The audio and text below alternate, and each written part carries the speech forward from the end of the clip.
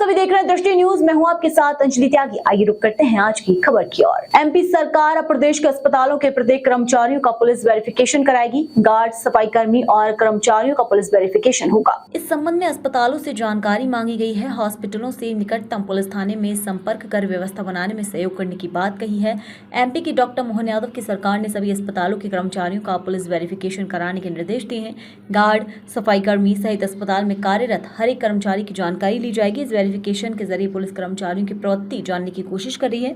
इस संबंध में सभी जिलों के एसपी से 10 बिंदुओं पर जानकारी मांगी गई है। प्रदेश के सभी अस्पतालों के अधीक्षकों को निर्देश दिए गए हैं कि हॉस्पिटल की सुरक्षा की जानकारी उपलब्ध कराएं। इस अस्पताल में सुरक्षा व्यवस्था पुख्ता हो सकेगी। मध्य प्रदेश के पुलिस महानिदेशक ने सभी जिलों के पुलिस अधीक्षकों से अस्पतालों की सुरक्षा के लिए कोई रिपोर्ट मांगी है।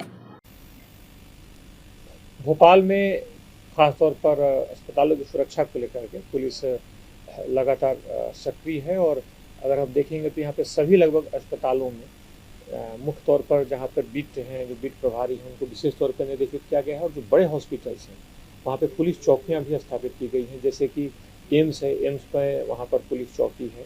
यहाँ पर हमीदिया हॉस्पिटल है, हमीदिया हॉस्पिटल में भी चौकी है और हाल के दिनों में कुछ महीने पूर्व वहाँ पर बल की संख्या भी बढ़ाई गई है। खासतौर पर हमीदिया में संख्या को देखते हुए, वहाँ पर जितने लोग आते हैं उनके अनुपात को देखते हुए वहाँ पर बल की संख्या भी बढ़ाई गई है। तो इसी तरह बाकी भी हॉस्पिटल्स हैं, वहाँ भी समीक्षा की गई है और सभी जगहों पर पर्याप्त सुरक्षा बल रहे, पूरी तरीके से पुलिस की जब भी ज़रूरत हो पुलिस तत्परता से वहाँ पहुँच सके, कार्रवाई कर सके, उसे सुरक्षा प्रदान कर सके, इस बात को सुनिश्चित किया गया है।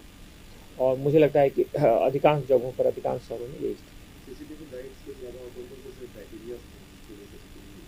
यहाँ पर 2-3 चीज़ें हैं। एक तो सीसीटीवी खासतौर पर उन जगहों पर रहें।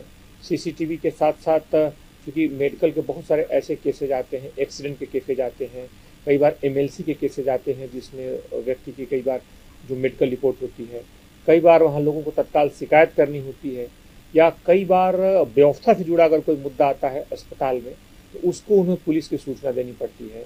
कई बार परिवार में जिनके साथ घटना होती है उनके सगे संबंधी कई बार आक्रामक हो जाते हैं। तो इस तरह व्यवस्था को बेहतर बनाए रखने के लिए, बेहतर सुचारू रूप से व्यवस्था चलती रहे, इस तरह की चौकियों की ज़रूरत पड़ती है। इसलिए पुलिस की इन जगहों पे जो बड़े हॉस्पिटल्स हैं वहाँ पूर्व से ही बड़ी चौकियाँ तैनात हैं, चौकियाँ मौजूद हैं और उन चौकियों पर हाल में बल की संख्या बढ़ाई गई, उन्हें ज़्यादा सुदृढ़ किया गया है।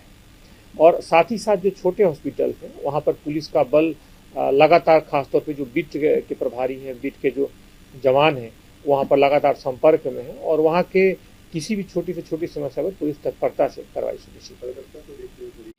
अगर हम अस्पतालों की सुरक्षा की बात करें तो हर जगह लगभग, और यहाँ पर देखें तो जितने भी बड़े हॉस्पिटल है, जैसे हमने जिक्र किया कि पूर्व से ही जो चौकियाँ हैं उनका उद्देश्य जो खासतौर पर जो पीड़ित आ रहे हैं, जो घायल आ रहे हैं, उनकी सुरक्षा के साथ साथ जो एमएलसी की विभिन्न जो प्रक्रिया हो रही है उसको तत्परता प्रदान करने के साथ साथ यह भी उद्देश्य होता है कि वहाँ पे जो डॉक्टर्स काम कर रहे हैं, वहाँ पे जो चिकित्सा कर्मी काम कर रहे हैं, उन्हें भी जरूरत होने पर तत्काल सुरक्षा मुहैया कराई जाए।